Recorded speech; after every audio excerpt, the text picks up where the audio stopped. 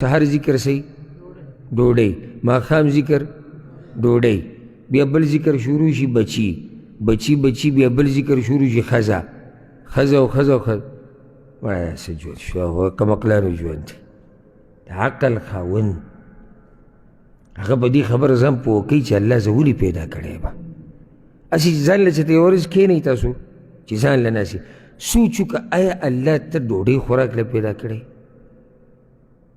که ته وایې چې او نو بیا زه درنه تپوس کوم ستا د ډوډۍ خوراک دپاره الله دا دومره غټ اسمانونه او دومره غټې ځمکې ودرولي چې صرف ته ډوډۍ وخورې؟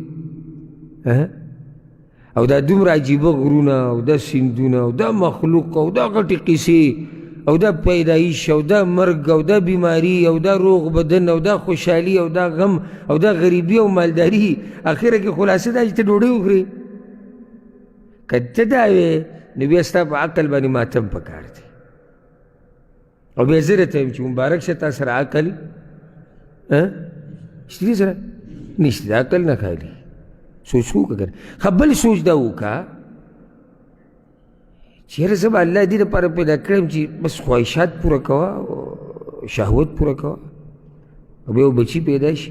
نو هلته د نن بیا دقه سوال کوم چې دا دومره غټه دنیا الله صرف دې دپاره پیدا کړی چې ته د ښځې نه شهوت پوره کړې او ښځه تا نه پوره کړي، د دې دپاره دومره غټه دنیا پیدا کوله او کېدی نه شي. نو لازم یو غټ مقصد شته چې ما ورته د هغې دپاره پیدا یو، هغه مقصد چې ولټوې قرآن کې هم بیان شوی حدیث کې هم بیان شوی، موږ د هغه د بندګۍ دپاره پیدا شي.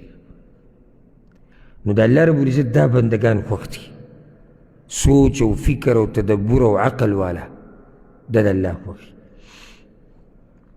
ځکه اوس څه وایي ګوره فمن ابصر فلنفسه، بچا چې پوهه حاصله کړه د دې دلیلونو نه نو فایدې د ځان دپاره ده. ومن عمي فعليها، او څوک چې ړوند شو د دې نه نو وبال په هغه باندې دی.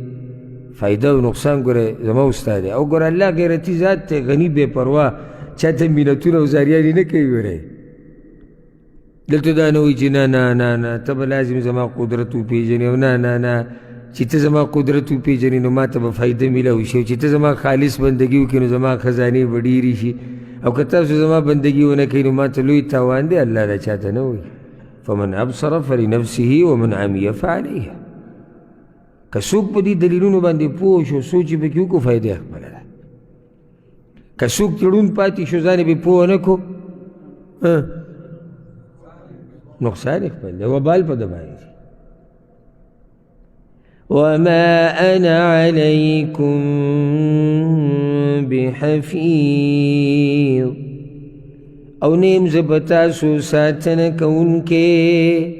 د الله پیغمبر ته وایي چې دوی ته ووایه زه در رسوونکی یم، بس زه الله دې له نه یم رالېږلی چې زه به اوس دا ساتنه به کوم او ګورم به چې چا ایمان راوړو او چا رانه وړو، ولې یې راوړو، څنګه یې راوړو. نه نه،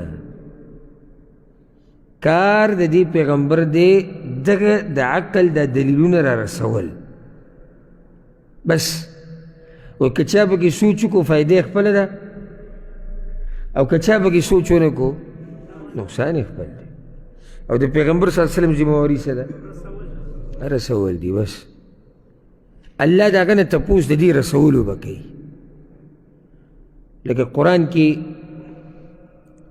الله دا خبره ذکر کړې ده چې زه به د قیامت په ورځ تپوس د لېږلی شوو نه هم کوم او چا ته چې لېږلی شوي د هغو نه هم کوم. لېږلی شوو نه الله دا تپوس کوي